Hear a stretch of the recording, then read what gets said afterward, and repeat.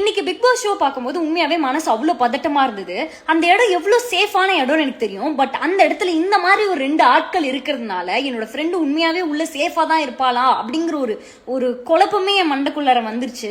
That how this people behave. இவங்க 2 பேரையும் எப்படி சொல்றது, டிஃபைன் பண்றதுன்னு எனக்கு தெரியல. நார்சிஸ்டிக், செல்ஃப் சென்டர்ட், இன்னும் வேற என்ன வார்த்தை இருக்கு இவங்களை டிஃபைன் பண்றதுக்கு? ஏன் டிக்ஷனரின்னு இல்ல, இந்த உலகத்துல வார்த்தை இருக்குதானே தெரியல. இவங்க 2 பேரும் அந்த மாதிரி ஒரு ஜென்மங்களா இருக்காங்க. ஒருத்தவங்களை ஒரு டாஸ்க்குக்காக அந்த கார்ல இருந்து நீ கீழே தள்ளி விட்ட, சரி. ஆனா அதுக்கப்புறம் உங்களுக்கு ஃபிக்ஸ் வர்ற டைம்ல, நான் ஃபுல் லைவ் பார்த்தேன், ஃபிக்ஸ் வர டைம்ல உட்காந்து இந்த அம்மா என்ன தெரியுமா சொல்றாங்க, நீங்க என்ன போன டாஸ்க்ல என்ன பண்ணீங்க, அதை விடவா நான் பண்ணிட்டேன்னு கேக்குறாங்க. உன்னோட ஆக்ஷன் ஒருத்தவங்களை ஹர்ட் பண்ணிடுச்சு, அது சரியோ தப்போ, அதை எப்படி நீ நியாயப்படுத்தலாம்? அந்த இடத்துல எப்படி நீ நியாயப்படுத்துற? Who are you? சொல்லியிருந்த Paru will throw anyone under the பஸ்ன்னு. ஆனா நான் இப்ப சொல்றேன், பாரு வந்து will not throw anyone under the bus. ஏன்னா பஸ்ல போட்டா கூட அந்த பஸ்ஸோட 2 டயருக்கு நடுவுல இருக்க கேப்ல அவங்க தப்பிச்சு வந்துருவாங்க. அதனால அவங்கள புல்டோசர்ல போட்டு அரைச்சு குடிச்சிடணும் பாருக்கு. இந்த மாதிரி ஒரு பொண்ணை இந்த மாதிரி ஒரு பொண்ணு கூட சொல்ல முடியாது. இந்த 2 பேர் மாதிரி ஒரு ஹியூமன்ஸை நான் பார்த்ததே கிடையாது. சரி, கமருதனும் சரி சொல்ற விஷயம் என்னன்னா, லாஸ்ட் கேம்ல நீங்க எங்களை பண்ணாதான் நாங்க பண்ணிட்டோம். கமருதன் இருக்கான் எரும மாடு மாதிரி. அவன் சொல்றான், இங்க பாரு சுபி, நீயும் அரோராவும் என் மேல வந்து என் கையை வந்து இப்படி ஹோல்ட் பண்ணி புடிச்சுக்கிட்டீங்கன்னு. உன்னோட வெயிட் என்ன, உங்க 2 பேரும் வெயிட் என்ன?